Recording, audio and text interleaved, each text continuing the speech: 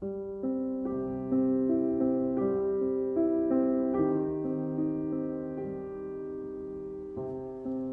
Wilson was first and foremost an alcoholic in recovery. He was a stinking, rotten drunk who by some divine grace was granted sobriety, was empowered to bring to the world this fellowship, this message. But I think, like any gift of this magnitude, simply to protect him, he was not granted the full knowledge of what the price would be. He was spellbinding on his own story anytime I ever heard him. And I think everybody else had that same sense. Because I think what people realized they were listening to was the founding myth, I guess, would be, it's not a myth, it's reality, simply a story of a founding, and that's what this was. And it was endlessly wanted and effective. Some of you people may ask, why do these drunks continue to drink in the face of certain destruction? Why can't they stop? Well, this story will illustrate. One day I was sitting in a brokerage shop, and I fell into a conversation with a man who proved to be an heir to a great fortune. And I began my sales talk on how cheap securities were, how a syndicate ought to be put together to gather these things up. And he fell in with the idea. And I was to be the manager. Moreover, I was to have a third interest.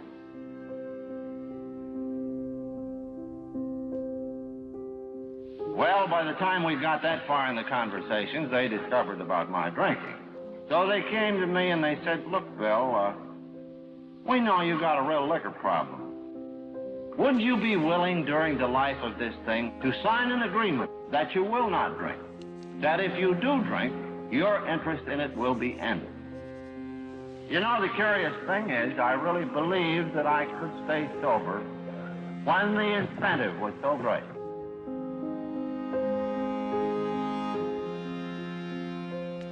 The work began, money came in, we began to buy securities, but now see what happened. One day, some old business acquaintances called me up. They said, Bill, we hear you're sober. They said, well, won't you go over in Jersey and do a piece of work for us? I said, sure. That evening, we put up at a small hotel, and one of the boys brings out a jug. I said, well, what you got there? Why, they say that's Applejack, Jersey Lightning. No, thanks. No, I'm not drinking. I can't handle it. They fall to playing cards. Every now and then the jug comes my way. With ease, I say no thanks, because I can see my name on that contract. So quite easily, I say no. Until about 10:30, perhaps. Something occurred within me. And if that could be ever fully explained, we would completely comprehend the mystery of this obsession of drinking.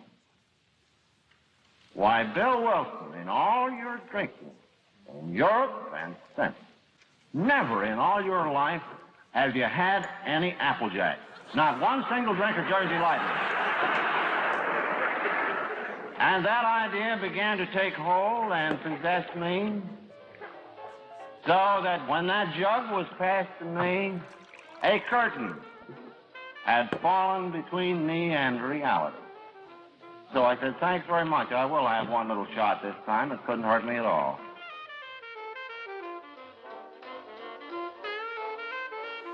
I lay in that hotel drunk for 3 days. That, I submit, is not the habit of drinking. That is the obsession of drinking. That obsession that has condemned people like us, time out of mind, to insanity and death.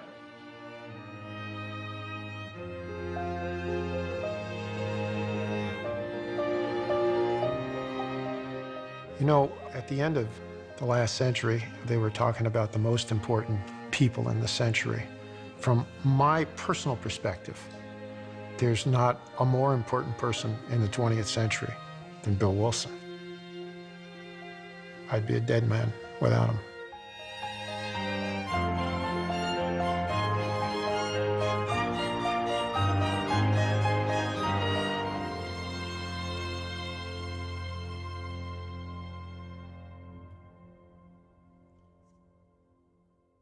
He had probably 30,000 wonderful opportunities not to go forward with AA. Discouragements that an ordinary man would have taken as sufficient. But he was not that sort. He was not an ordinary man. He looked like one, and well, he was tall, he was rather good looking in a dignified sort of way, but by and large, he didn't seem someone you would say, well, here's a Beethoven or here's a whatever. But he was an absolutely unusual man. There's no question about that, in my opinion.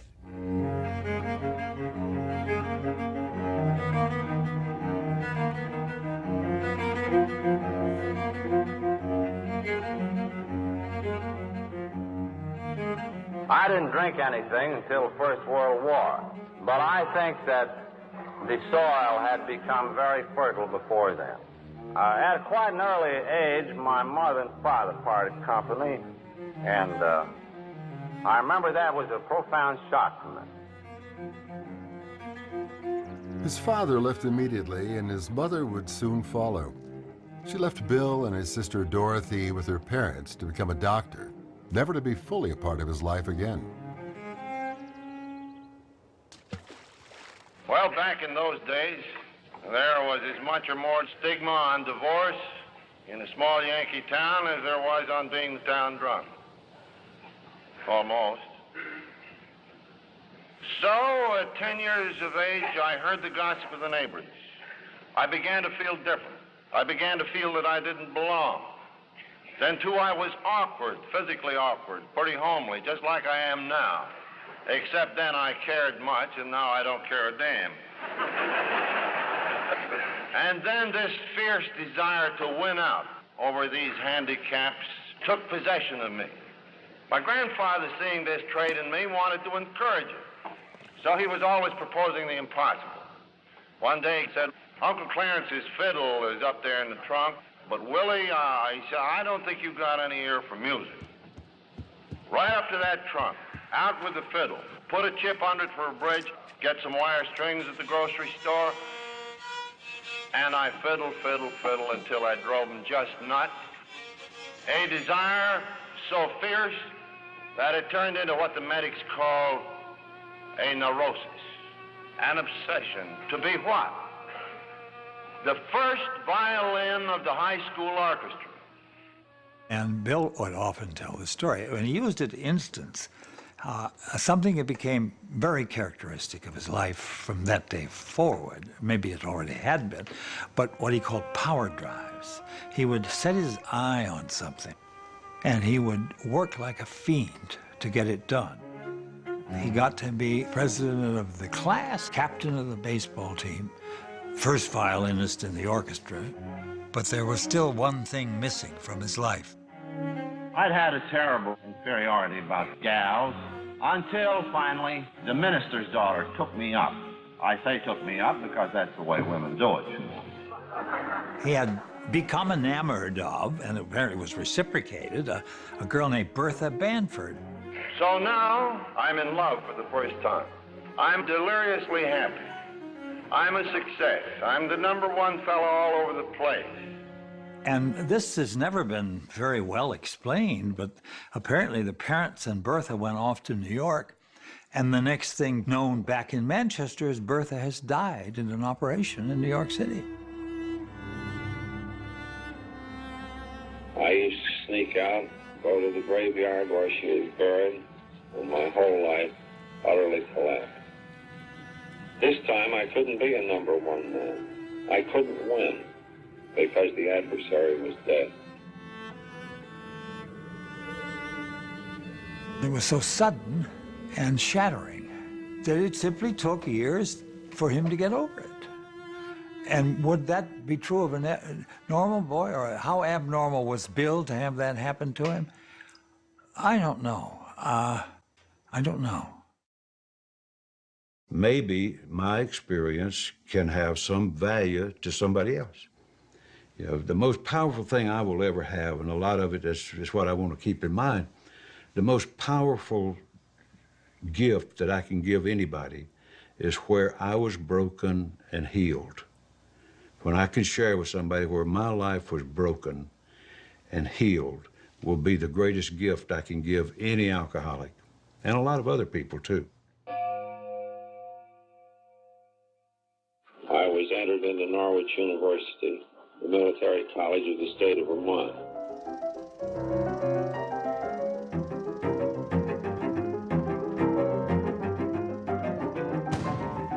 Meanwhile, I'd made the acquaintance of Lois Burnham, daughter of a Brooklyn physician.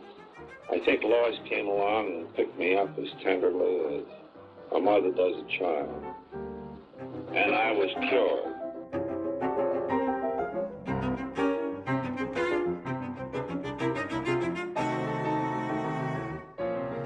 Bill's love for Lois had a hitch, though. He was a country boy and felt he could never rise up to the level of her family's sophistication. But he was determined to do right by her. Even before they were married, they seemed to have a whole bunch of, ideals that they were planning on living up to, and theories about the way to live and be healthy and smart and well-read and educated, and they had all of those plans. And one of them was that they didn't believe in drinking. And then the World War is broken out. And I'm stationed over in a little cotton town, New Bedford, Massachusetts. And the society people of the town bring us young officers of the fort down there. And he writes to her in the summer of 1917, and she puts a note on the side of the letter that says, "First drink," and she stars it, so it says, "Darling one, I went to a most peculiar party Sunday night. A lady and 3 daughters entertained us." And again, this terrible feeling of awkwardness, and the forks and the knives and the napkins, and I was in an awful case. And then somebody handed me a Bronx cocktail, and I drank it, and the whole face of the universe instantly changed. He has this experience of finding out that this stuff they're talking about is the elixir of the gods, for heaven's sakes. I mean, it does perfectly marvelous things for you. You talk, the women listen, even the men listen. And I, who had been tongue-tied, could talk freely. Ah, yes, I was part of life at last, because it released me from myself, from this gnawing sense of inferiority. Bill started drinking, and being alcoholic from the start, he got drunk every time he drank. Although I worried some about this, I was not deeply concerned, because like most young wives, I thought I could change him. And that our life together would be so happy and complete that he would not need an artificial stimulus. But all went fairly well, Everybody's very jolly. It's wartime and a few drinks here and there. As Bill himself said, writing about it, everybody was drinking and having a grand time, and he was too. The first time I drank, it was a magical experience for me. It was like I had been holding my breath my whole life, and I finally exhaled, and I felt like I fit in with everyone else, and I finally found my place in life. I felt grown up, mature, and I even was able to interact with guys that night on a level that I had never been able to do so. And so it was a solution for me from the very first night. I remember that there were 3 of us girls, and we had 4 drinks, and we each got one, and then there was one left over. And I guarded that drink from the very first night. I had to have more from the very first time.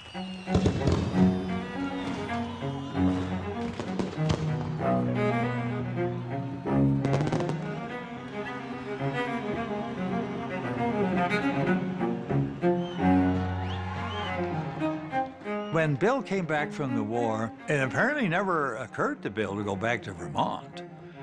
From the beginning, and he doesn't even say very much about this, but we are in New York.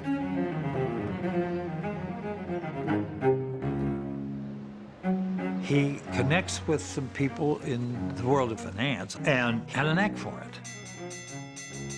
Bill Wilson is sometimes referred to as a Wall Street broker, and he never really was a broker. He got the idea in the 1920s when people were investing sort of wildly on rumors of going around and investigating these firms and finding out what was really going on.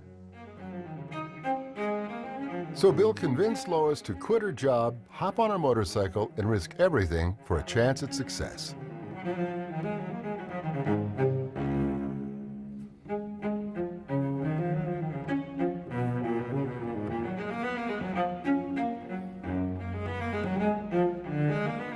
He bought shares of stock so he could look at the books of companies that interested him, and then wrote very detailed reports to send to his friends on Wall Street. And one way to find out what was going on in the plant is headed for the nearest bar at quitting time and, sort of hoisted a fuel with the workers who were out to find out what was going on in the factory. And he did this in a lot of places, and I think that his skill was being able to take lots of discrete pieces of information and see what the whole picture was that they made up. What Wilson brought back to the people who hired him was stuff that really allowed them to get rich.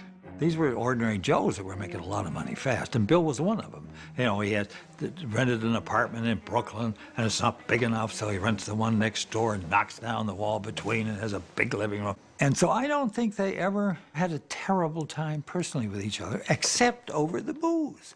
And she was forever forgiving of him. I don't know why. I wouldn't.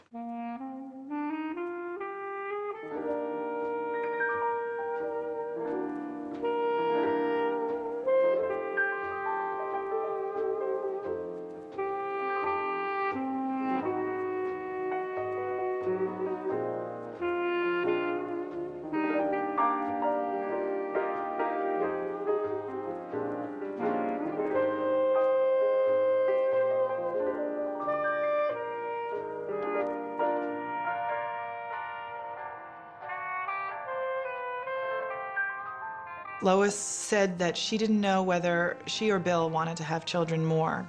Lois had had 3 miscarriages in their early marriage, and at one point they finally tried to adopt.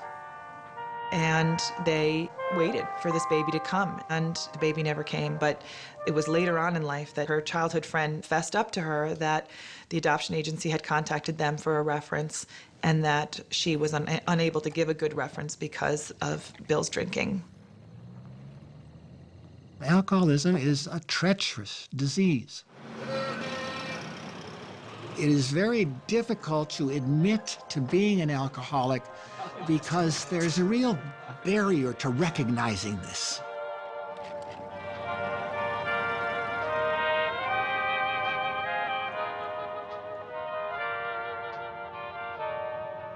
Addiction is this belief that something outside of me can fix something that's wrong within me. I can find a new medicine, I can find a new woman, I can find a new car, I can find a new boat, I can find a new job, I can find a new... No, the emptiness is still there. The emptiness is still there.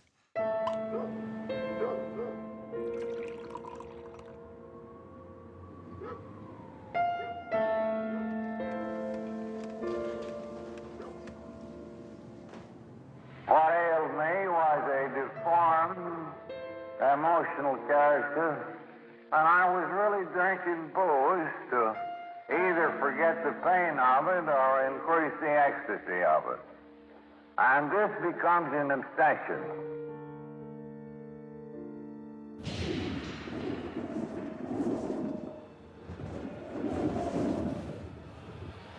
And finally, there was a great crash in the market.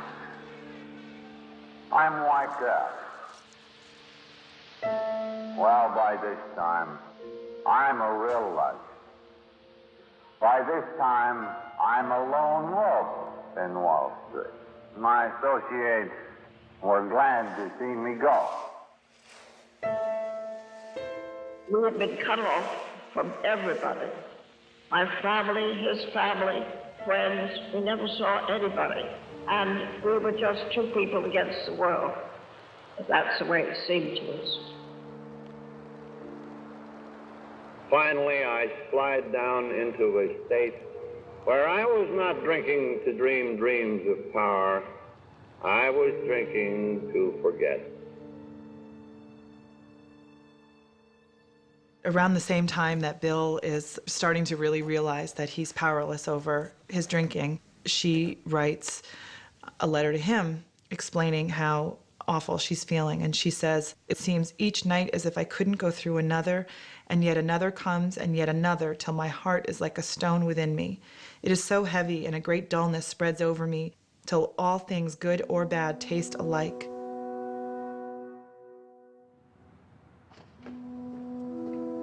Bill finally realized he had a problem too, and he tried everything, and we tried it together.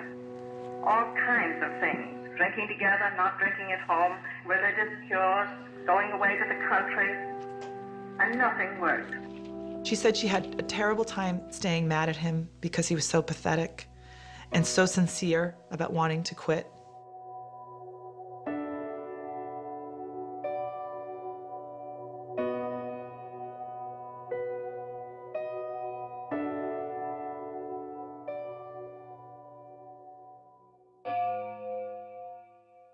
Bill had really hit bottom when he met a man who had helped turn his life around. Like Bill, Dr. Silkworth lost everything in the crash of '29, but he found a home in a drying-out place called Towns Hospital. He had a knack for working with drunks, and though he couldn't offer a cure for alcoholism, he treated it as a disease.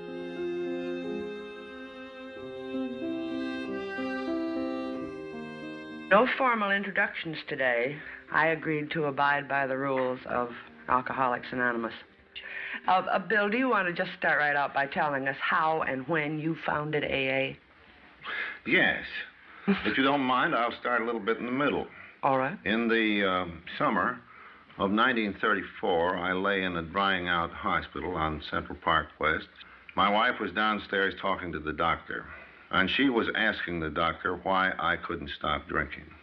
And the good man was obliged to tell her that I had an obsession of the mind that condemned me to drink against my will, so that if the drinking was continued, I would be destined to go mad or to die. In fact, he told her frankly that she would soon have to lock me up if my life was to be saved.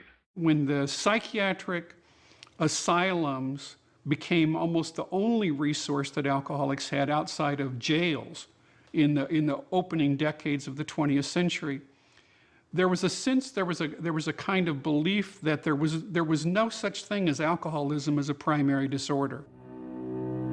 There was only untreated underlying psychiatric illness.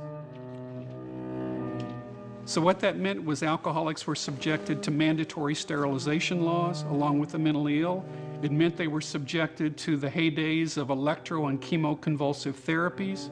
It means they were subjected to psychosurgery, particularly prefrontal lobotomies.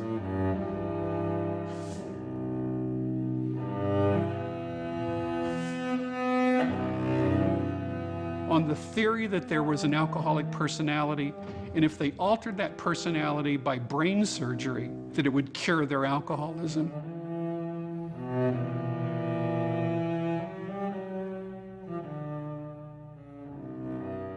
I well remember leaving the hospital, and I suppose it was mainly fear and constant vigilance that kept me sober for the next few months. Then came that day when you had to work in the department store.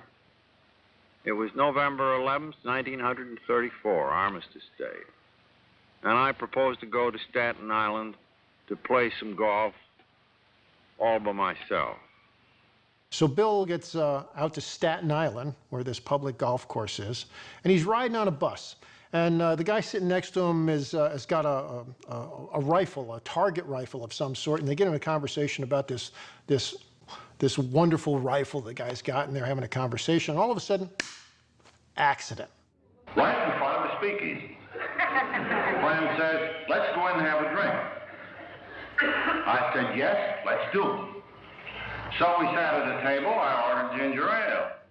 What? He said, "Don't you drink?" "No," I said, "I am an alcoholic. I'm a guy who has an obsession. This obsession drives me to drink. According to the doctors, I've got a physical sensitivity that condemns me to go mad or die if I keep it up. That's how bad I am. That's why I'm drinking ginger ale. Okay, the fellow said, please go right on. So he's telling this guy this story and drinking his ginger ale. The new bus arrives, they get on the bus, they go to wherever they were going to go, the end of the line, and now it's lunchtime. The guy says, why don't we go in and have some lunch? We got into that bar room. That buzz that we all know in bars was rising. My mind again began to wander back to the days when I could drink. The obsession was descending upon me. Suddenly, the bartender comes along beaming, and he had one in each hand, and he planked the drinks down in front of us and said, boys, have one on the house. It's Armistice Day.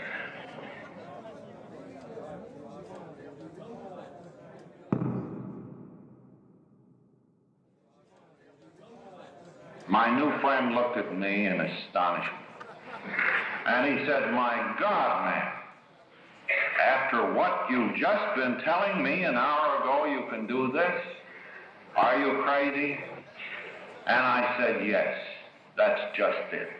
I am crazy.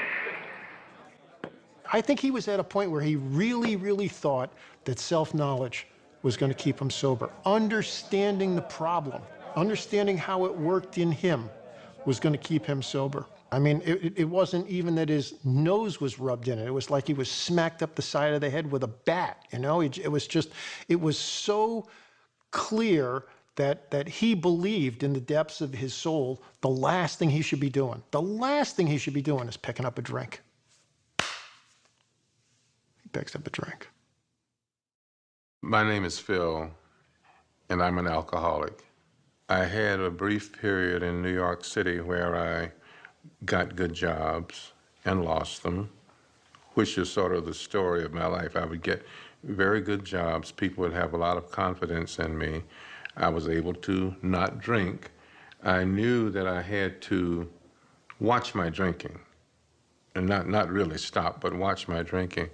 But I would always pick up the drink and destroy everything. And I would always say, never, never, never again.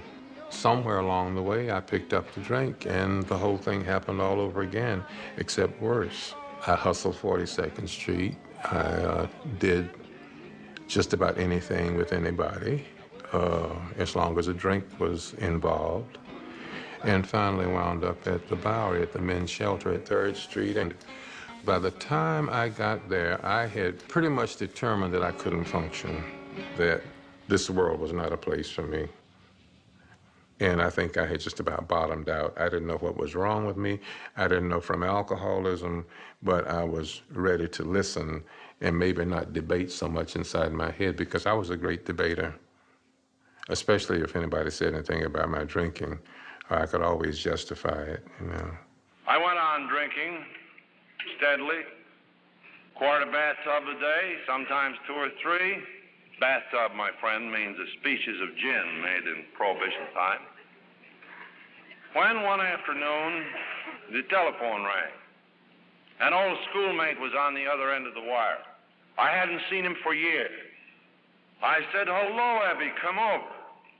And I thought to myself, when he comes, we'll drink together over the kitchen table, as in the old days. He came in. I looked across the kitchen table. I pushed him a tumbler of gin, and he said, no, thanks. I said, what? No, thanks. He said, I'm not drinking. And he looked across the table at me, and with a half smile, he said, well, I've got religion. Gee, he might as well have hit me in the face with a wet mop. Oh, boy, what a disappointment. Well, I said at last rather weakly, what brand is it? Well, he said, I wouldn't call it brand. It's just common sense ideas that I picked up from a group over here. They call them the Oxford groups. 6 months ago, I got released from my desire to drink by practicing very simple principles. Now we see nations nation's free on the march for God. What Ebby brought to Bill was the whole Oxford Group message, which was you become part of our group and you acknowledge the existence of higher power and clean house, meaning clean up your life and so on. Something like that, which ultimately, of course, is expressed exquisitely in the AA program and the 12 Steps. Lois comes home one day and finds this letter on her coffee table from Bill, and it says, "Dear Lois, I think I said that if matters approached a crisis, the inevitable result of the first drink, I should go to Towns. I am going there. I shall not delay a moment. Yours, you do not know how dearly, Bill."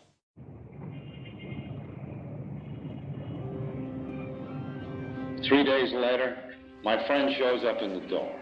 I said, uh-oh, maybe he's going to evangelize me. Maybe he's going to put heat on me. Maybe he's going to try to save myself. Didn't do any such thing. He waited and made me ask, "Ebby, what's that neat little formula?" Oh, yeah. You get honest with yourself. You get honest with another person about yourself. Internal house cleaning. Clean away the debris of the past. Help others with no demand for reward and prestige or money. Pray to God as you understand Him for guidance to direct your life and expel His obsession. As simple as that. Nothing more, nothing less. And then he went away. And when he was gone, I fell into a depression such as I had never had. The last vestiges of my prideful obstinacy were crushed out. And then, with no particular hope or faith, I cried out, as a child in the dark, "If there is a God, will He show Himself?"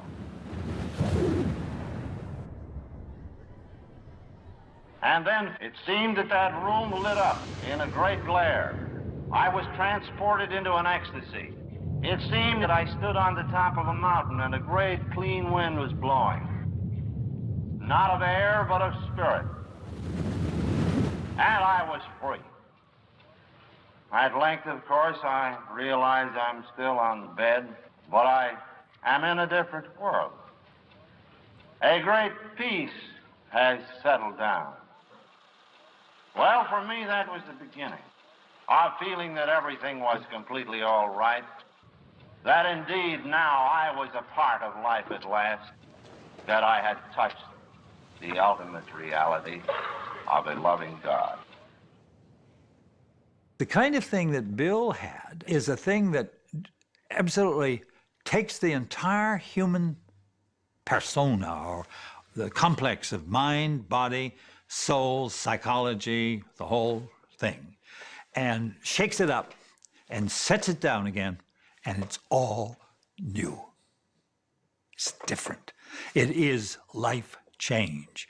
And Bill said, "I knew I was a free man." Oh boy, it would be fun to have such an experience, wouldn't it? That whatever is wrong, it's all right. God is in His heaven. All is well with the world.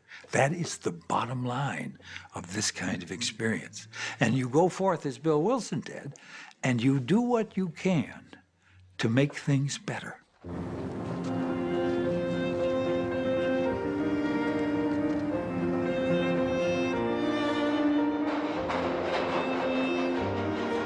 And he spends months wandering around in and out of bars, grabbing hold of drunks, telling them they got to get this. Well, it's very nice if they can, but of course none of them could. He didn't get a single soul to sober up doing that. And that's when Silkworth dragged him in and said, "You're going at this wrong. This isn't going to work. You can't get people to sit down and have your kind of spiritual experience. It isn't going to happen.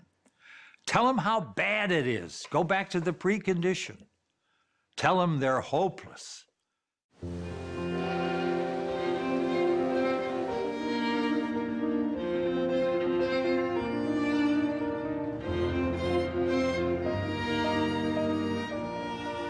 At this point, Bill was offered the chance to go to Akron, Ohio to take control of a rubber machine corporation there. If he could win the confidence of its shareholders, he would become president, and more importantly, start making money again. We get to Akron. The deal blows up in my face. My friends depart in disgust. I'm in the Mayflower Hotel with $10 in my pocket, not enough for a fare home. For the first time since that experience in Towns Hospital, I began to be afraid. It was Saturday afternoon. The barroom was filling up. I found myself walking up and down in the Mayflower lobby, and there stood a church director. And absently I kept looking at him. Then suddenly I was seized with a real panic. I said to myself, look, my friend, you're in a fair way to get drunk. And then it occurred to me that even though the effort I had made with other alcoholics had apparently brought nothing to them, it had brought a great deal to me. I need another alcoholic so that I can forget my troubles by talking to him. I need him as much as he needs me. Bill was famous in telling his stories for making them sound good and not fussing too much with precise detail. And so the version of the story that comes down to us is that he called Reverend Tunks. And I said, I'm an alcoholic from New York. I'm in a bad way. I'm not drunk, but I may get that way. I gotta have another drunk to work on. Well, this was something of a shock to the good man. Drunks, run by one, were bad enough, but not by twos and threes. However, he caught on. He was very nice. He gave me a list of some Oxford group people. At the end of the list stood the name of Sargent. A lovely southern voice came over the wire. I quickly told her my story. She said, I'm no alcoholic, but I think I understand. Will you come right straight out here? So I invest 10 cents in the bus ride and get off down there in front of that house at the end of Portage Path.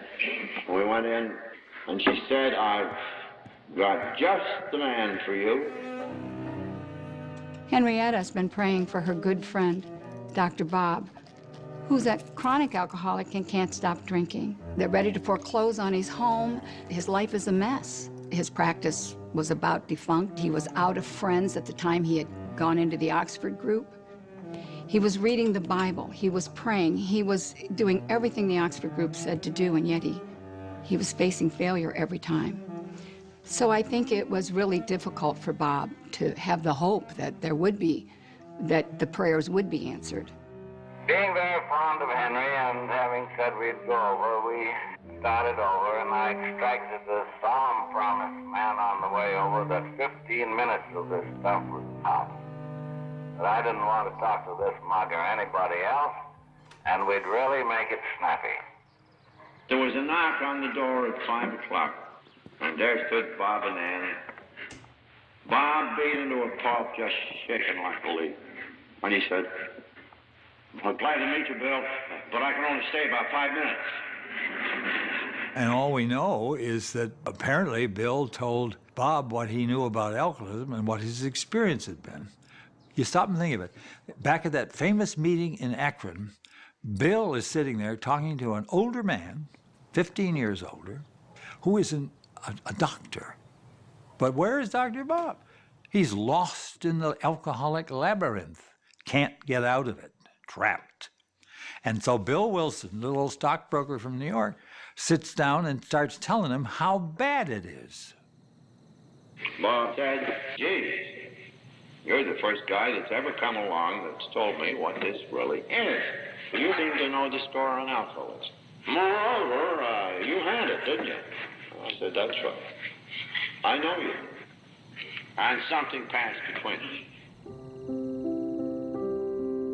Well, Bob stopped drinking. So for a few weeks, things were looking up. Then Bob went off to a yearly medical convention in Atlantic City. It was a blind from the start as an occasion for drinking. And he continued to drink on the train home, had sense enough and wit enough to get home. At this point, Bill thought he had bombed, that his new friend, Bob Smith, was not going to make it. And Ann pleaded with him to stay and give Bob one more chance. We took him upstairs. Boy, was he hitting Bob. And said I started a certain surgical operation on a patient, and I got to finish it. And now the job was to get Bob ready for this operation. They had these cures they went in for. I don't know what stage of the game they involved. Sauerkraut and Caro syrup and kind of wild stuff, you know. But they were doing their best. And on the morning of the third or fourth day, daylight was just coming. And I remember how he looked across at me with some kind of a hope in his eye, in spite of all the pain. He said, I'm going to go through with this thing, God willing. Well, I supposed he meant this operation that we were getting puckered up for. No, he said, I'm going to really go through with the kind of thing we've been talking about. I'm a guy who would never make a full revelation about myself to any human being. I'm one of those damn Yankees that just bottle things up and hang on, and I can't let go. So I'm going to get a house cleaning, and you're going to live. Well, he was still in rugged shape. Ann and I drove him to the hospital. Just outside, he had a final bottle of beer and one goofball. Went inside and performed that operation. Bill and Ann waited back home for word. Hours passed, no call. Dinner time passed, not a word. And Bob's track record could only mean one thing. And what he's doing, and they don't find this out for some hours, is going around Akron, talking to everybody he's been skulking away from, telling them he's a drunk who has quit drinking and intends to change his life. And that was on the 10th of June of 35, and I have had no alcohol in any form that I know of since. Bill's success with Bob invigorated both of them. They decided to work together to help as many others as they could.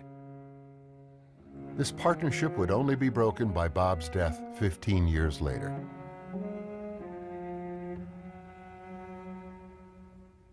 Well, certainly, Bill spent the summer in 1935 in Akron he was staying with Dr. Bob, and certainly they were working with drunks. They were doing that. But I don't think that was really the reason that Bill spent as much time as he did in Akron. Bill didn't give up the dream of being successful with this proxy fight he had going. And I think one of the things that was driving that was that Bill felt that his failure in the past had been caused by the fact that he had always given up and given in too easily. So there's some great letters between Bill and Lois during that time frame where she clearly wants him to come home. She misses him. And he says, I really have to stay here.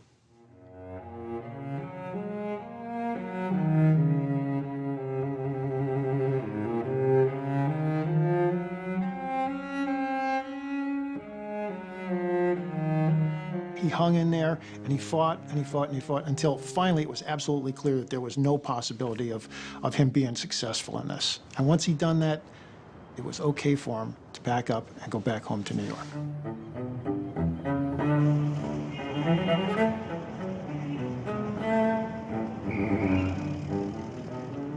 Bill goes back to New York with a great deal of enthusiasm, starts carrying this message in a new way, and very quickly picks up two new recruits, Hank P. and Fitz M. And Henry G. Parkhurst was the first drunk Bill sobered up in Towns Hospital after he returned from Akron in September of 1935.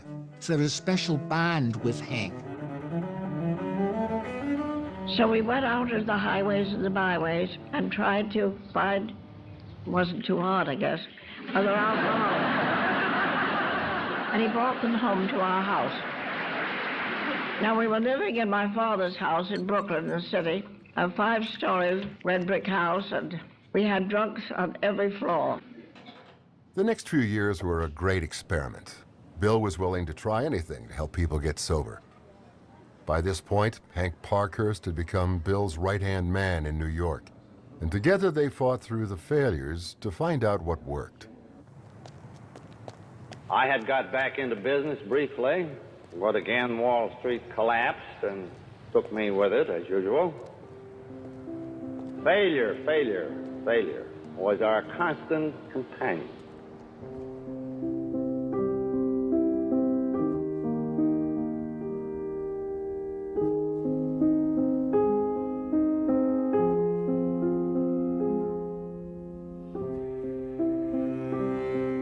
What Bill Wilson fundamentally understood was the issue with alcoholism in terms of recovery is not stopping drinking, it's not starting drinking. So this is the first society that made a significant distinction between the act of stopping drinking and building a life that allowed you not to return to drinking. I had found out about this meeting. Of all things, they had a woman speaker. And I kept thinking, these people drank like I do, and yet they're staying sober. How do they do it?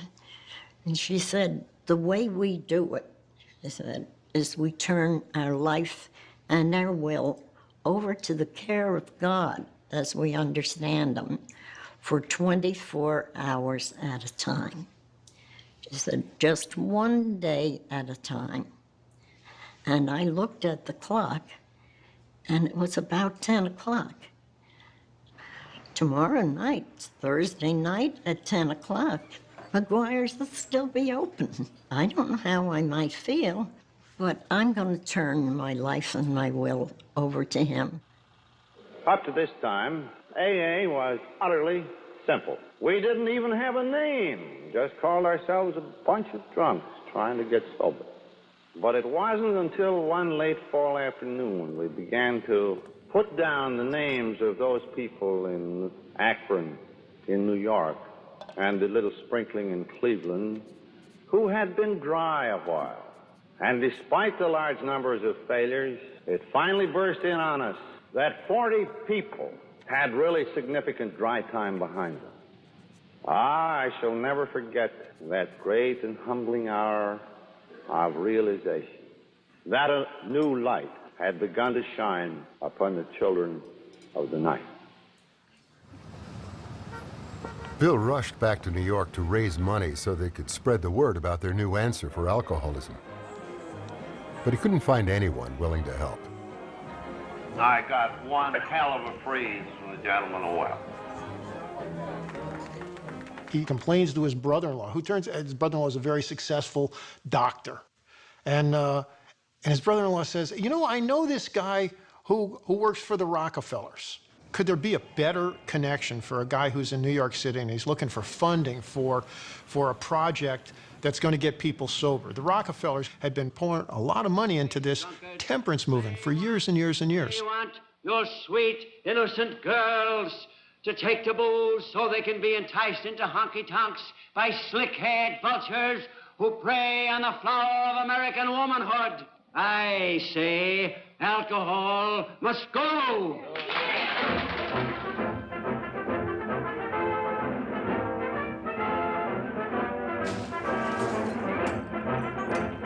Even though Prohibition eventually failed, Rockefeller was still interested in the problem. And Bill was able to meet with some of his closest advisors, who took a real interest in helping Bill find a way to spread the word.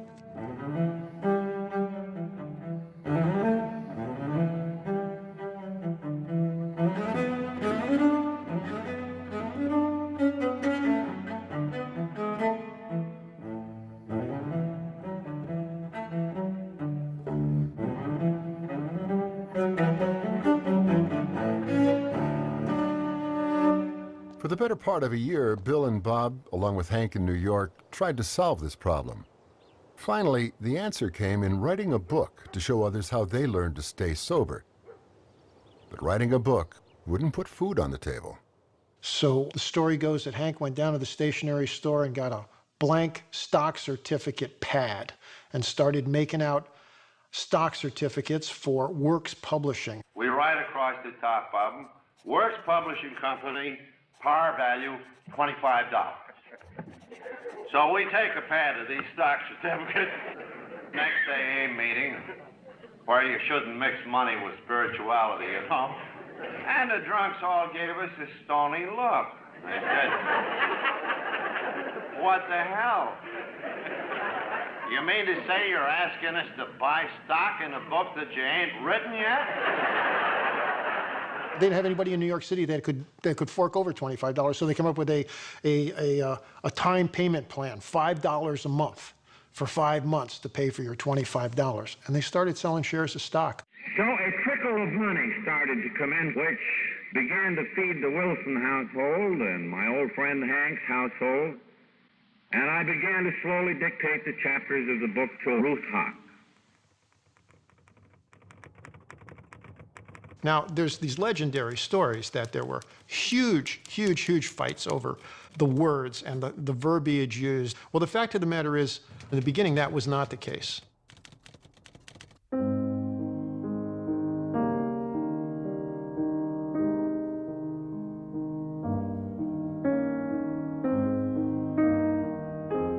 The earlier chapters talk about alcoholism as they understand the problem. And I don't think there was a lot of argument over how they understood the problem. The arguments came up on how do we understand the solution.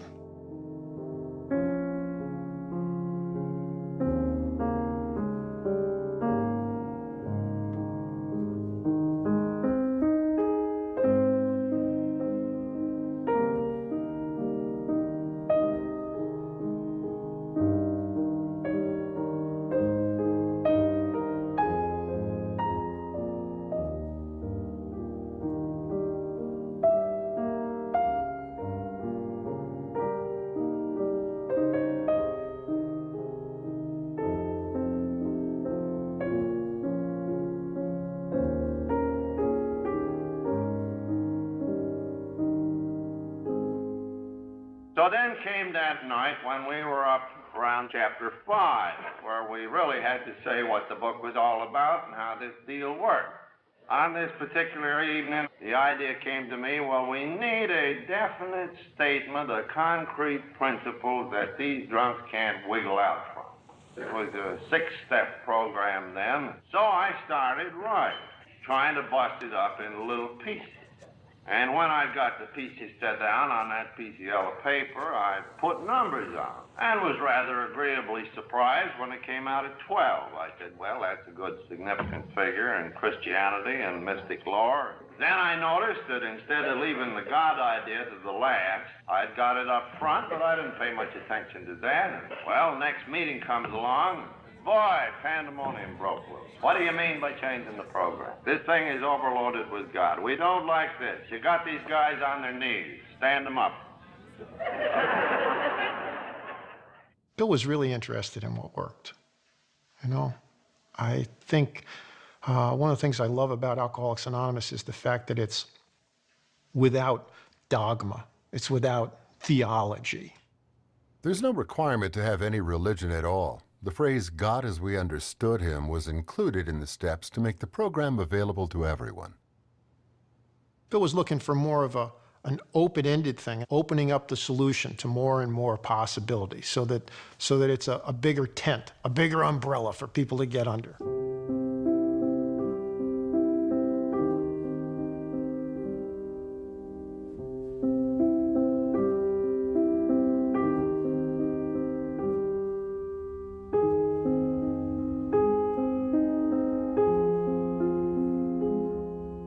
One of the things that intrigues me historically about the steps is how well those steps have held up in time.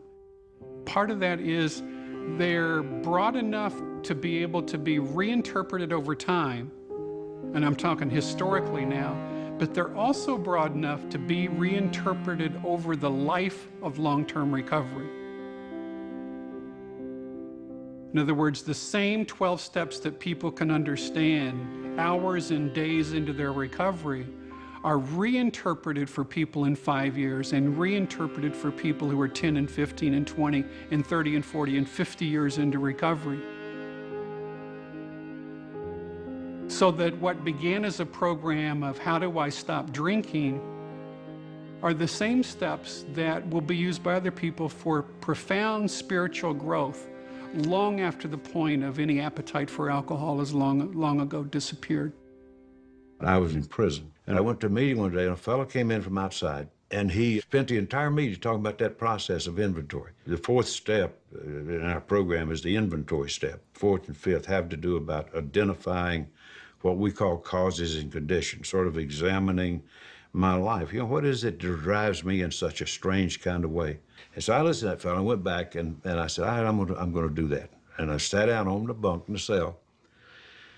And I intended to write a little story about what a victim of circumstances I was, and I really wasn't this kind of guy, you know. And That's what I had in mind. But literally, what happened, I wrote 2 lines about that. And then it wasn't a clap of thunder or anything, but all at once, I think that delusion came to an end, and I saw with clarity who I was.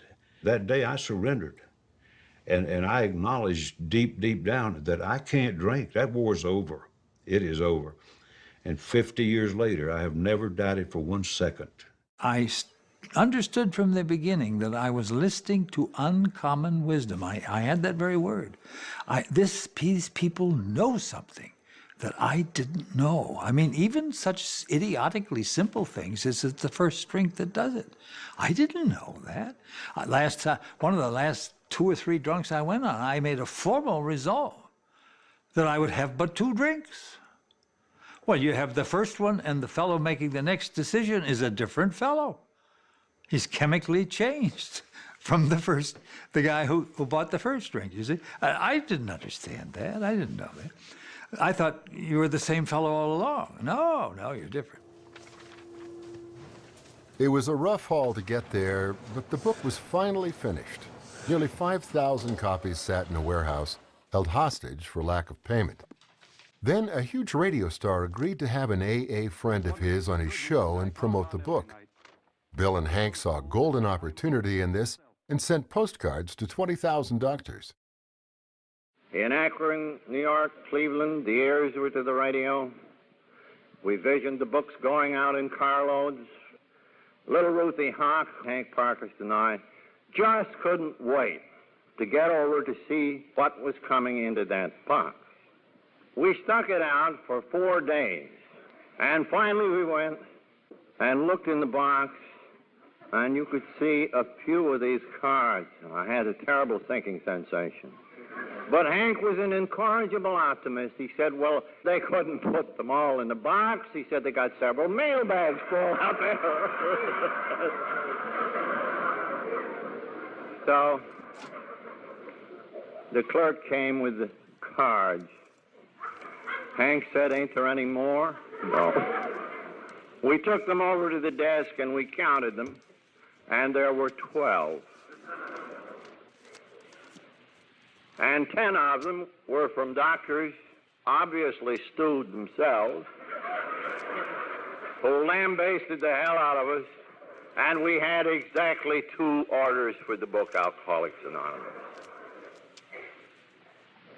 And at that very opportune moment, the house in which Lois and I lived was foreclosed, and we and our furniture were set out in the street. And that was the state of the book Alcoholics Anonymous in the summer of 1939, and the state of grace that the Wilsons were in.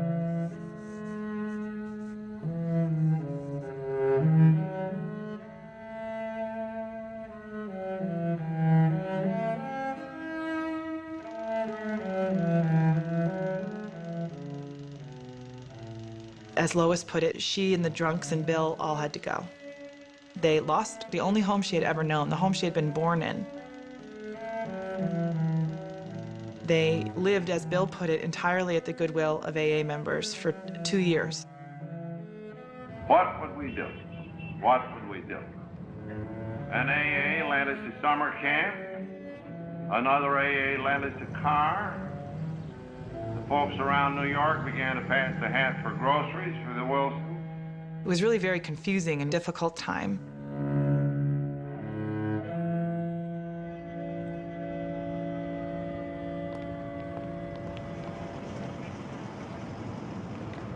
I remember going through Grand Central, wondering where we'd light next. We were very tired that day, and we walked off the main floor there and sat on one of those gorgeous marble stairways leading up to the balcony. And we both began to cry and say, well, will we ever have a home?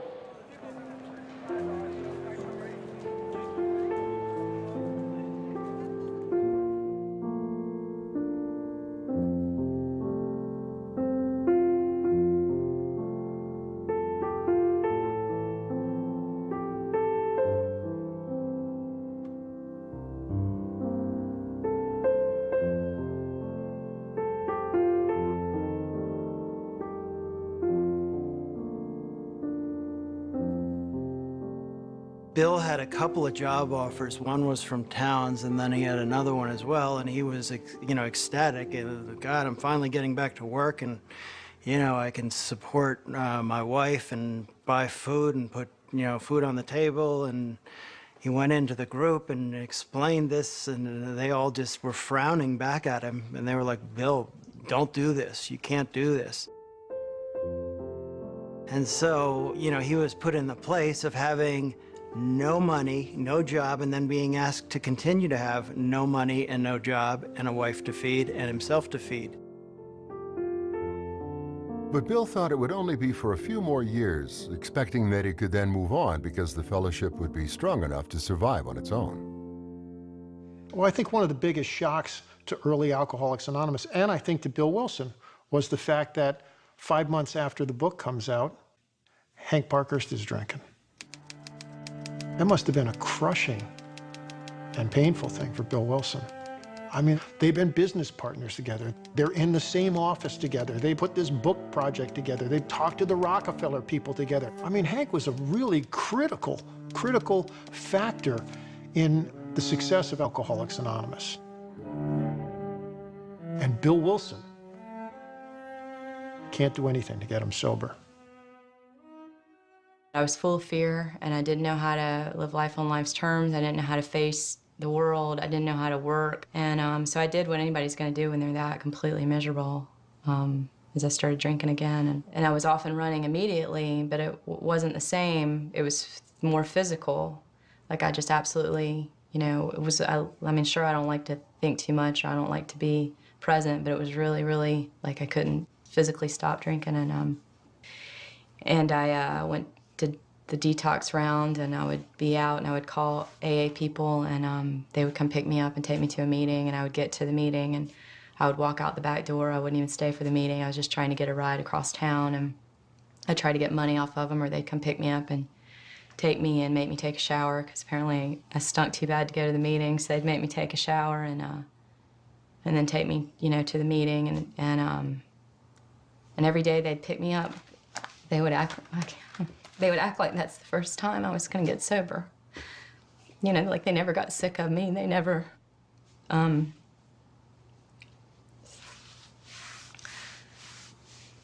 they never got sick of me, you know. They never acted like I was wearing them out or I was, whatever. It was always new.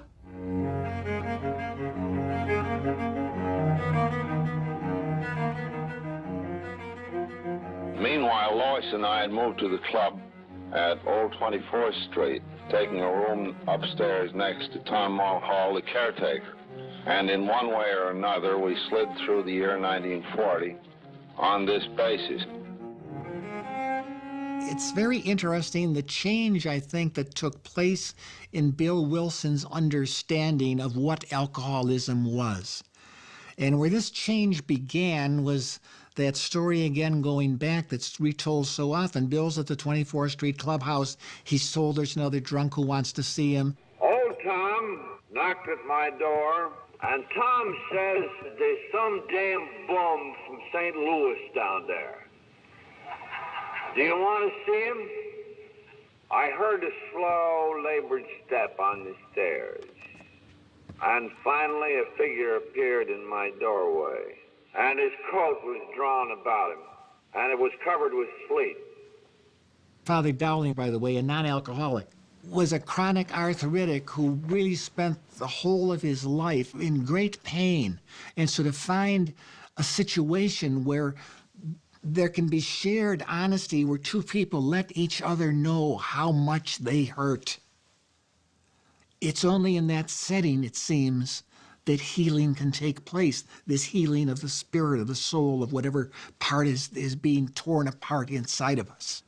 And part of Bill's working with alcoholics was he had this thirst for more always, and he tells Dowling how this thirst is just something that, you know, will it ever be quenched? And Dowling's answer is no, never, Bill. Because we are meant to thirst. The question is, where do we aim what we thirst for? And that his thirst to help alcoholics was surely an expression of his seeking of God.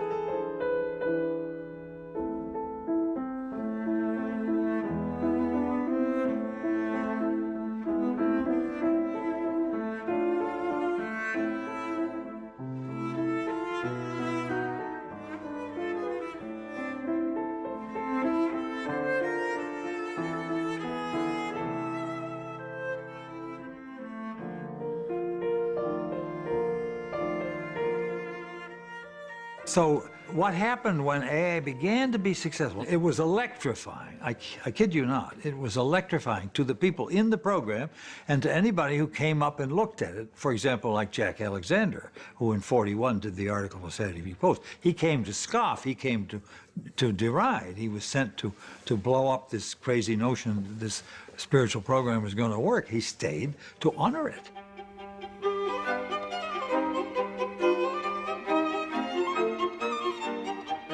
In fact, the Post at that time said, no pictures, no article.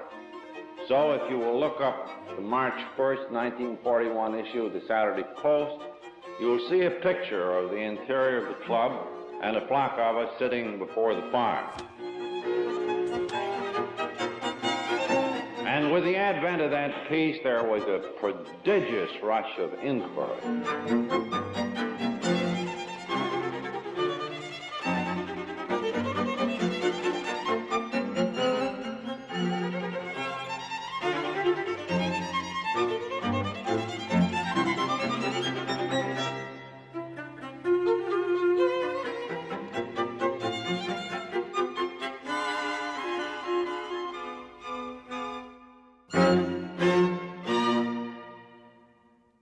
During this year, something very good happened to Lois and me.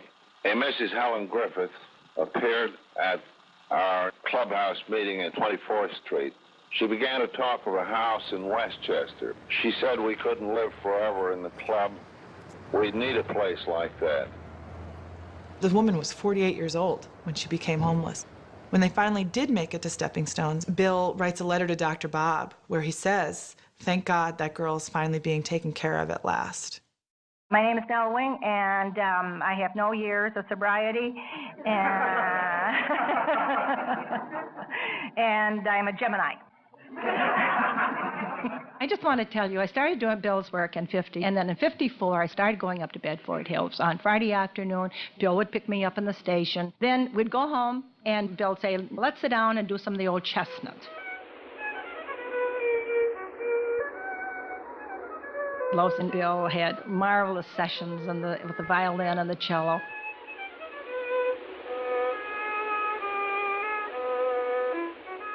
And Saturday morning, that was the work day, and Bill would be dictating, which he liked to do. That's why I got up, because he liked to dictate at home. He didn't like to come down to the office and do all that dictating. And however, I was to learn later on what was going on in this era of the 40s that was supposed to be an era of unity, and most of the time it was an era of disunity. Groups began to spring up everywhere, like mushrooms. We began to be bombarded by group problems.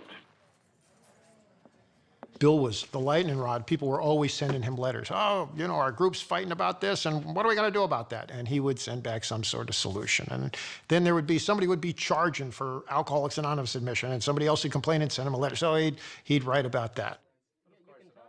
We had an AA group in Richmond, Virginia, that drinks beer at their meeting. We have women coming into the fellowship. Dr. Bob thought that if there were women around, the men wouldn't get sober. And one of Dr. Bob's famous sayings was, under every skirt, there's a slip. We have the first attempts to racially integrate groups. Bill had gone out to the Rockland State Hospital and met a couple of black alcoholics there. And he invited them to come to the meeting in New York when they got out of the hospital. Well, when they showed up, members objected. So they took a vote on whether these two members could belong to the group. Now, these were AA members, people who have the 12 steps and the spiritual program and everything else, and they voted to exclude these two black men that Bill had invited to the meeting. Well, instead of having a knockdown, drag-out fight about it, Bill asked them to take another vote. And this vote was whether black people should have the program, whether they were entitled to have the AA program. And so they did vote and agreed that they should have the program. Well, then Bill got them to let the two men come to the meeting as observers. And Bill began to think about what are we going to do, because he had, if you will, if I may put it this way, he had solved the problem of the individual drunk getting sober. Now, how do these individual drunks hang together long enough to stay sober? And that's where the traditions come in. Bill saw that AA as a movement would cease to exist if there weren't some set of practices to guide it. But he also knew how loud the objections would be to the thought of any kind of structure. So he made great use of AA's national newsletter, The Grapevine, to explain the concepts behind the 12 traditions. Now, it wasn't all going forward with great guns. There was a lot of dissension, a lot of second thoughts, a lot of disagreement and anger, and Bill was not one to give in. As I say, he could do a little arm twisting when it was necessary. Bill knew he needed to have the fellowship's approval to move forward with the 12 traditions, and with Bob's blessing, he set out on a cross-country trip to get it. Alcoholics are really very explosive material, and they still are, even sober. So the problem of the future for us is this. Will the disruptive influences among us finally tear us apart? I am supremely confident they won't. Not because we are a better people, but because we are a weaker people.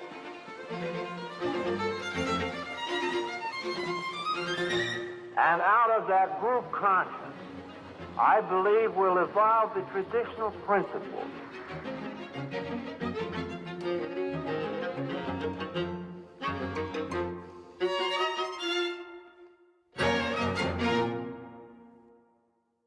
You know, odd, he went 3 years to night school of law, and he never picked up his degree. He was drunk the time he was supposed to do it, but I always thought it paid off because AA is a brilliant instance, in my opinion, of the design of structure of an organization for survival.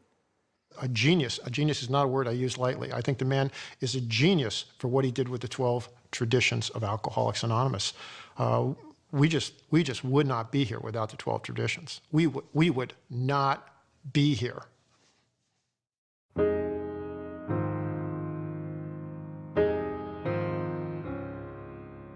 That whole period, he was in the middle of depressions, really difficult depressions, some of them very intense, and yet he accomplished more for AA during that time. And I always think that's so remarkable. And he shared so much. Bill just didn't talk about alcoholism all the time to people. He talked about depressions. I've heard people come up to him and say, "Thank you for saving my life twice."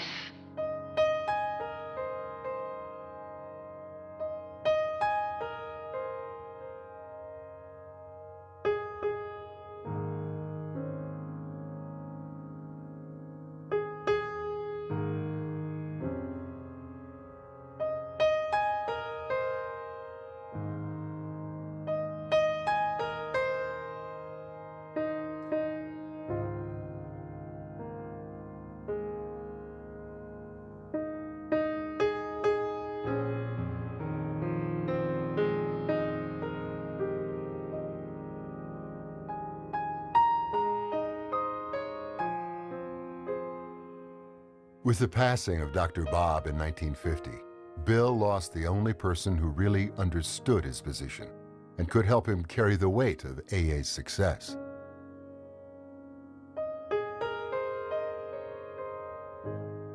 Bill Wilson was really worried about how Alcoholics Anonymous was going to continue to run into work. He was writing pieces saying, I need a real life. I just can't be doing this anymore. This thing should be self-sustaining. So, in 1955, Bill was preparing for St. Louis, where he formally turned over leadership of AA to the members themselves. Back in 1948, Dr. Bob and I wrote a joint piece in The Grapevine. And we said, why can't we join AA too? Well, this is the day we join AA. This is the day you'll come of age. Bill formally handed over the leadership of AA to the fellowship. He had wanted this for 10 years, and finally the time had come. But the constant demands of AA had drained Bill and placed a strain on his marriage to Lois.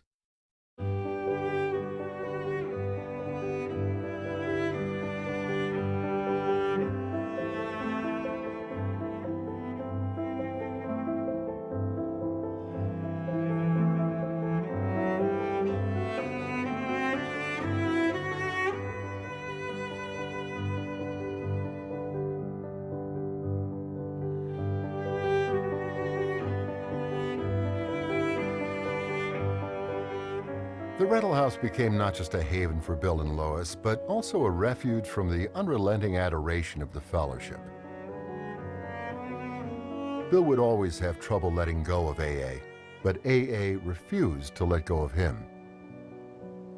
He had become #1 man in the one place he didn't want it, a society where everyone was equal but him.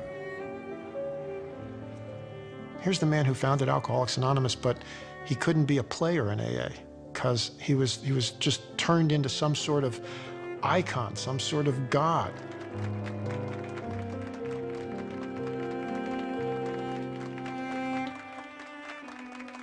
It came home to me strongly when my sponsor went to Mexico several years ago. And he mentions the fact that he had met Bill Wilson and shook his hand. And everybody in the meeting lined up and shook my sponsor's hand because that was the hand that shook Bill Wilson's hand. I mean, I don't know how Bill Wilson dealt with that. Of course, everybody is fairly familiar with the fact that I once suffered alcoholism, but I suffer also from split personality. I have a personality, say, as a patriarch of AA, floundering father, if you like. I also have a personality as an AA member. And between these personalities is a terrific gulf. You see, a founding father of AA mustn't endorse anything or anybody or even say good things about your friends on the outside.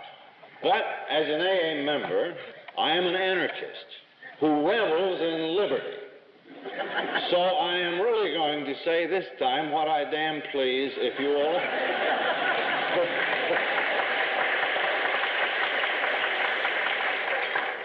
If only you will receive me as Mr. Anonymous, one of the poor old drunks still trying to get out.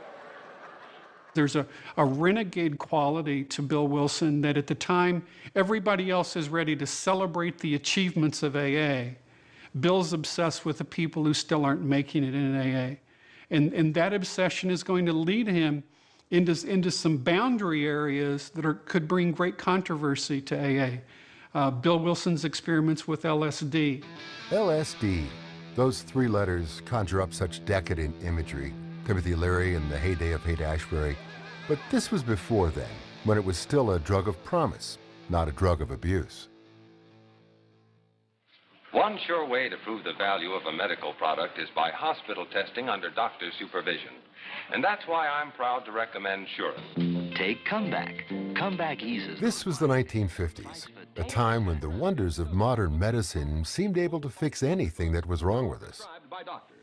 We have early reports coming from two psychiatrists, Hoffer and Osman, really proclaiming this as a potential breakthrough in the treatment of alcoholism.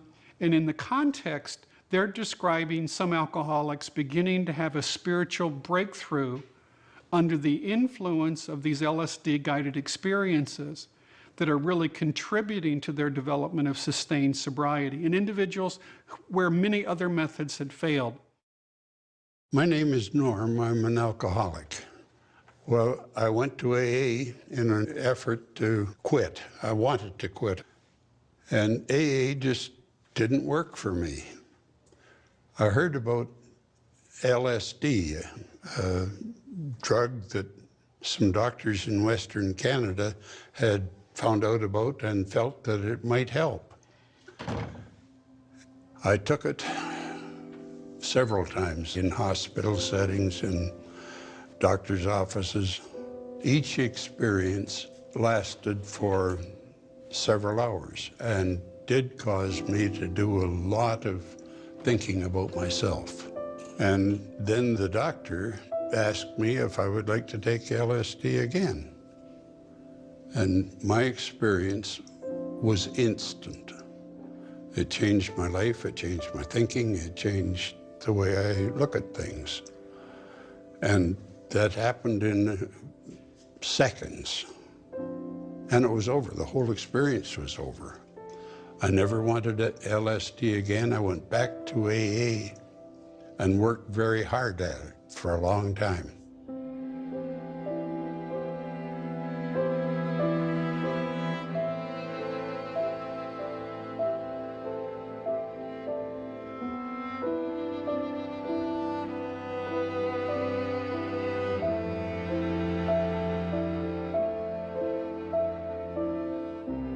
And he really did go through a period of deep infatuation with this drug, and the thought that this might both revolutionize the treatment of alcoholism and also be a tool for great spiritual enlightenment.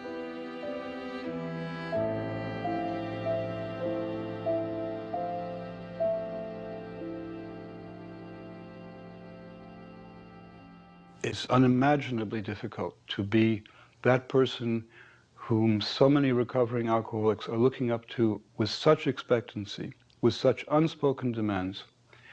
And this was an extraordinary burden to carry.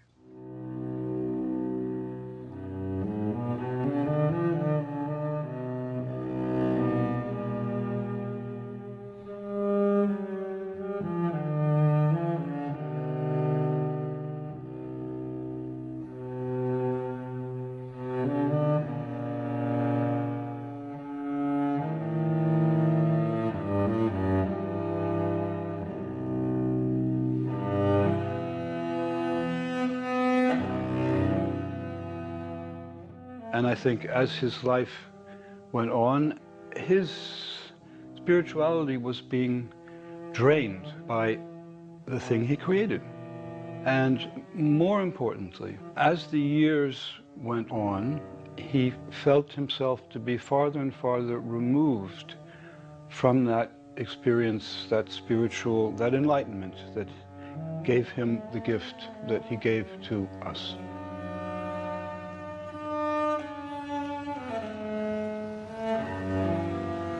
Bill used LSD on and off for over 5 years as a way to explore his own spirituality, to recharge himself. But when LSD became a drug of abuse, Bill, like the doctors who had helped him, had to back away from using it.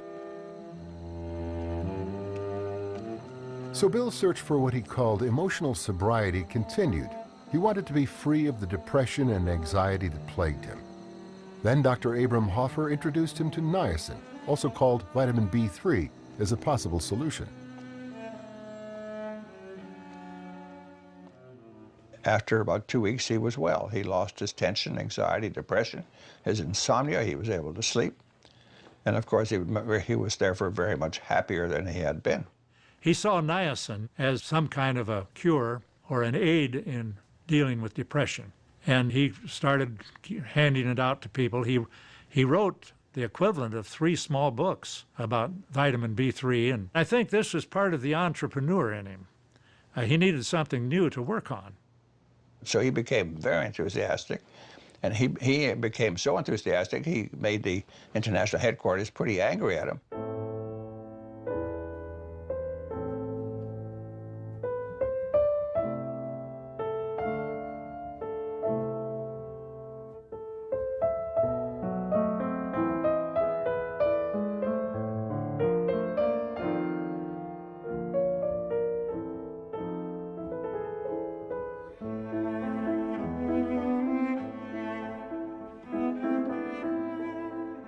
Bill develops a professional relationship with a woman, Helen Wynn, who is occupied with Bill in the vitamin B3 therapy and in Bill's experimentation with LSD. Jill was oh dear, I haven't ever gotten into the side of it, and I really don't want to. But Helen was the person who helped him.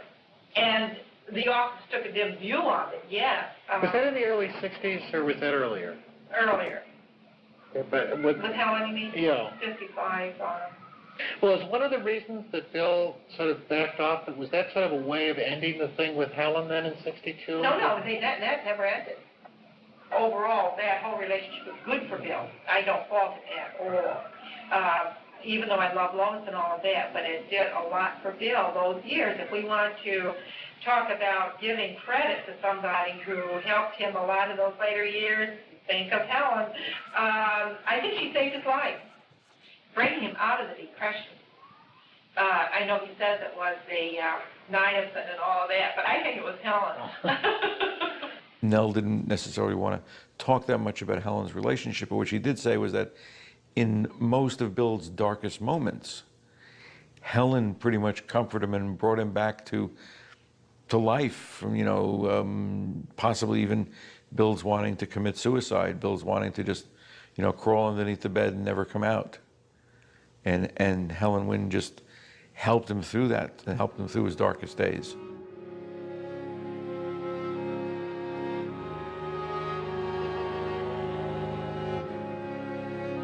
My mother, bless her soul, was Helen Wynne. She was a very inspiring human being. She was very joyful, she was very light-giving, she was very intelligent, she was very gracious. She was very good at what she did, and she'd had some publicity when she was an actress, probably for some of her drinking escapades too, I think. Seeing you and Jed think I'm a bum. Now, you're just a perfect woman, just a lily white angel. Bob, how dare you talk like that? Gertrude's father's right. Helen Wynne was a very competent editor of The Grapevine, and she wrote to me in the mid-50s and asked me to write an article with her, and we seemed to get along real well, and I met her in 1958, and she was just moving up to Pleasantville. She had a young son, but it was her relationship with Bill that apparently terminated her employment. I think from the very start, they were extremely aware that their attraction to each other was fraught with difficulty because both of them, particularly Bill, was extremely concerned about the future of AA. I do know that cost them a great deal. The very essence of AA is about this spirituality of imperfection. And the idea that within that you would elevate one of the co-founders as sort of the perfect person. I don't think there's any allusion to that. I think if anything, it sort of adds testament that this recovery thing is complex, that that people can stay sober and have other flaws that they're still going to continue to wrestle with and work on. That's the nature of recovery. And in this particular instance, my mother also suffered from depression and doubt and fear. So it was a blessing and a revelation to Bill to be able to be so open and trusting and fearless with another human being who loved him for whom he was. For sure, he recognized who and what my mother was and took enormous pleasure in her company. And I God bless them.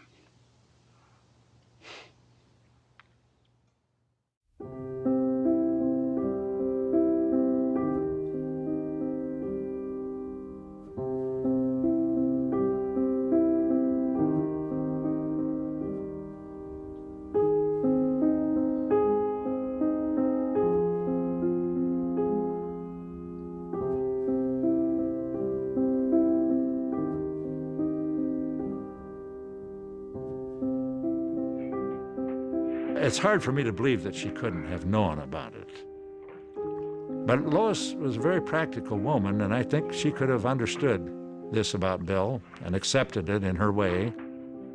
You know, Bill and Lois had 53 years together when he died, and she was really devoted to him. He was the man in her life. It would have been very hard for them to separate, I think. Sugar lady.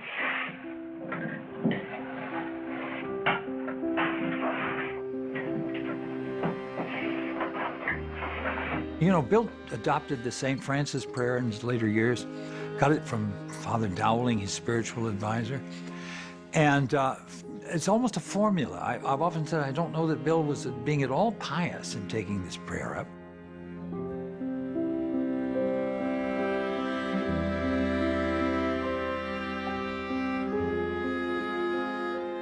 If you present me with hate, what's my response? My normal, natural human response is to hate you, good and solid. But what old Francis said was, when you confront that, and Bill Wilson confronted a lot of this in his life later on, people who didn't like him and who were jealous of him, you turn around and you spill back over them benignity, kindness, compassion, love. You know, it's an absolutely marvelous thing. And Bill did it.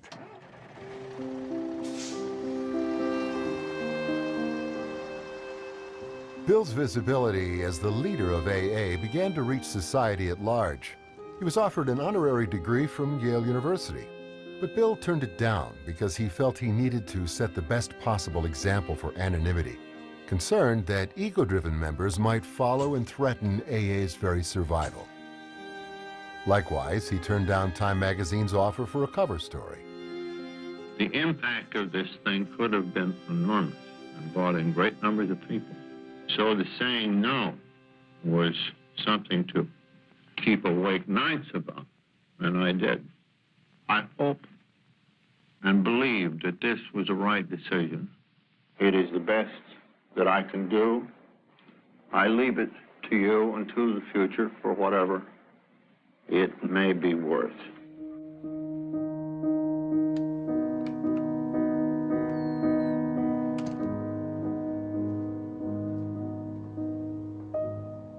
Bill's concerns for AA's future were tied to the state of his own health. He was a lifelong smoker and had developed emphysema.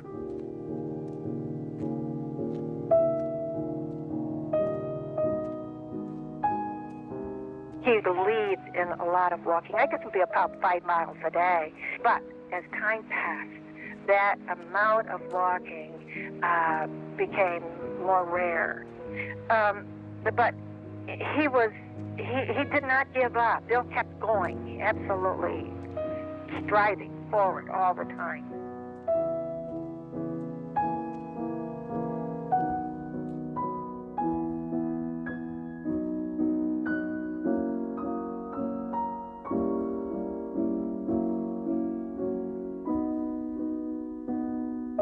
In retrospect, he never really recovered from that fall.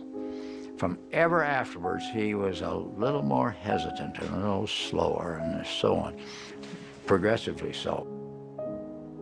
But I must tell you about his last appearance at one of these international conventions down in Miami, Florida. And it came Sunday, and there's a closing part of the program. And as we were all in this great big room, I got up on the stage, the curtains part, and of course the place just went wild with applause and cheers and what have you. And he, with effort, got himself to his feet and just made a very, very short talk. Dear folks, there's always something new in one's AA life. And what do you think it is with me this morning? It is that I am absolutely speechless. So I can only say, may God bless and keep you and Alcoholics Anonymous forever.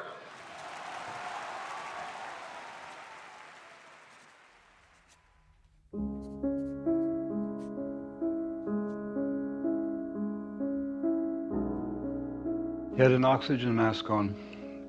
He could hardly breathe.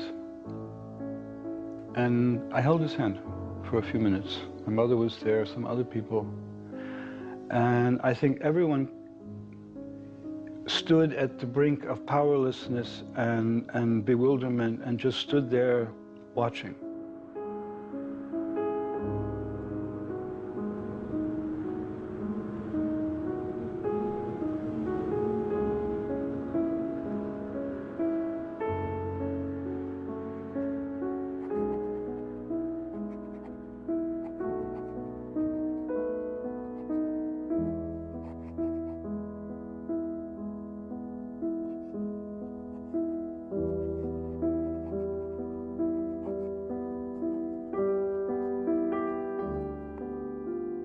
And thinking about how sick Bill was before he died, I don't think the average person realizes how sick you can be when you have emphysema and when your lungs aren't working and when you're not getting any air. It's torture. He was so suffering from lack of oxygen to his brain that he was actually hallucinating. The story came out that on his deathbed, Bill asks for alcohol. There's nothing to be surprised at. This is the most natural thing in the world for an alcoholic who's under the influence of drugs, obviously. Some of the brain cells and chemicals are not acting normally, and I find nothing unusual and nothing to be scandalized in it. This is the nature of alcoholism. This is the nature of alcoholism. Alcoholism is, Bill referred to alcohol in the book Alcoholics Anonymous as cunning, baffling, and powerful.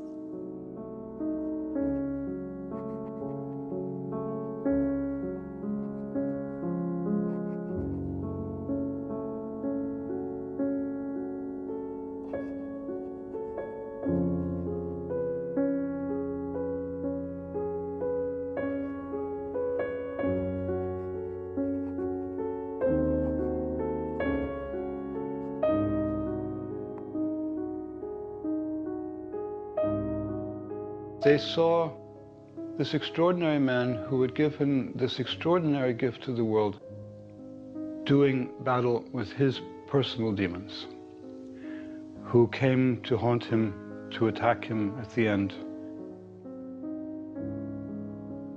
Fighting for his life, fighting for his breath, fighting to stay conscious, fighting to keep eye contact, to hold one's hand, to say, I'm still here.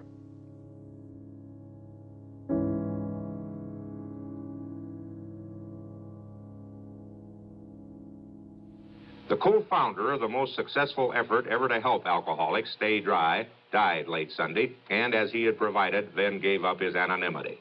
He was William G. Wilson, Bill to the thousands of drunks who found help in his example, and when he died at 76, he had not had a drink in 36 years. And he once explained why AAs stay anonymous. Not to avoid a stigma, he said, but to keep our fool egos from running hog wild after money and fame at AA's expense. It's not anything I'm inclined to spill over about, but I am eternally grateful the man lived and did what he did. You say, well, somebody else might have done it. Yeah, but he's the one who did it for me, you see. He piloted this course out of the very deep woods that alcoholism is.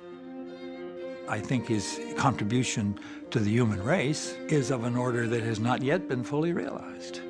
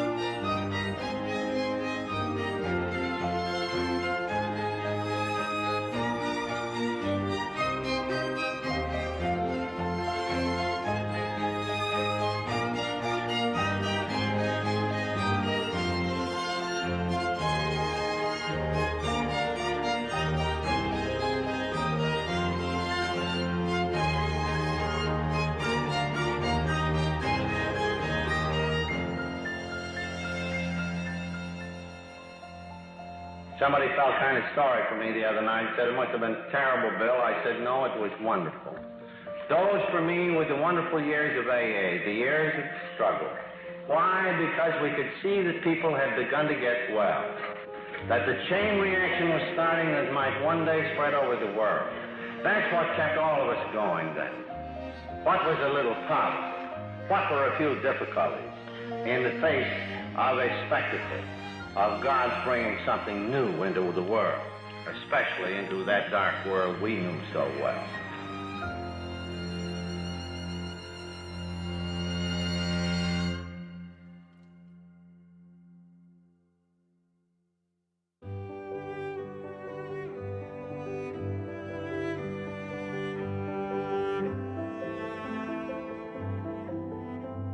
I've not told this whole story a lot, but I got to be editor of the Grapevine, and not very long sober. I think I was editor from 63 to 68, and I was sober only 4 years when I got the job. So I got into it and went along fine for all of 5 years.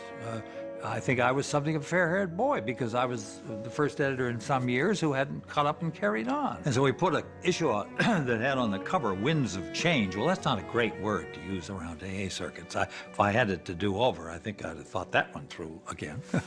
You talk about issues that didn't make the grade. I realized within a few days of the emergence of this on the scene that I had created a storm. But the thing I got from it was a lasting, permanent memory of Bill Wilson operating in a crisis. The crisis was me, and they had to muzzle this bird who was about to run away with their magazine. I thought I was in for a drubbing, you know, but not at all. He suggested that I had perhaps been a tad imprudent. And then we wandered off talking about the Oxford Group and its difficulties and this and that, just a lovely conversation. That's all there was to it. It was my exit interview. But at this point, all I'm doing is recording that he was a very great guy to get fired by.